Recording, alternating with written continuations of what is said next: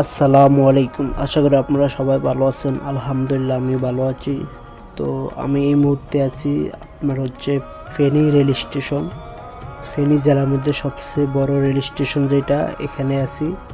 তো আমি আছি, এখন আমার সাথে আরেকজন লোক আছে, আমরা দুজন চট্টগ্রামে যাব।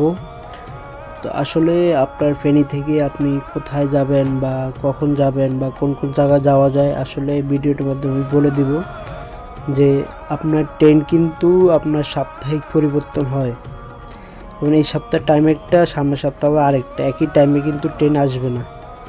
তো আসলে আপনি ফেনী রেল স্টেশন আসলে এখানে ট্রেন পাবেন, সবসময় পাবেন। এখান থেকে আপনি চট্টগ্রাম যেতে পারেন, তারপর কক্সবাজার যেতে পারেন, কুমিল্লা যেতে পারেন, ব্রাহ্মণবাড়িয়া যেতে পারেন, কিশোরগঞ্জে যেতে পারেন, ঢাকাও যেতে পারেন। তারপর আপনার ঢাকা কমলাপুর রেল স্টেশন গেলে সেখান থেকে তো আপনার সারা বাংলাদেশের ট্রেন চলাচল করে উত্তরবঙ্গে যেতে পারবেন, দক্ষিণাঞ্চল যেতে পারবেন, যশোর যেতে পারবেন, বেনাপোল যেতে পারবেন। আসলে কিন্তু আপনাকে আগে ঢাকা কমলাপুর রেল স্টেশন যেতে হবে, তো সেখান থেকেও যেতে পারবেন। আসলে ফেনী রেল স্টেশন আপনি যদি আসেন যে কোনো মুহূর্তে এখান থেকে যেতে পারবেন, কোনো সমস্যা হবে না।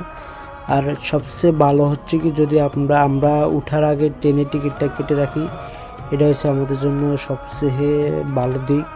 কারণ ট্রেনের টিকিটটা কেটে থাকলে কোনো সমস্যা হবে না, টিটিও ধরবে না, চেকিং করবে না, আরামে এসে যেতে পারবে, সিটে বসে যেতে পারবে। এটা হচ্ছে সবচেয়ে বেটার। ট্রেনের টিকিটটা কাটলে অনেক ভালো, আপনি সবচেয়ে বেটার যেতে পারবেন।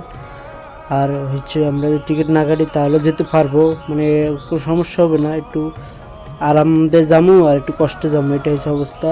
ট্রেনের ছাদে কিন্তু ওঠা নিষেধ। তো আমরা আজকে আমাদের ভিডিও, সবাই ভালো থাকবেন। আর আমাদের ভিডিও যদি ভালো লাগে সেটা লাইক দিবেন। ধন্যবাদ।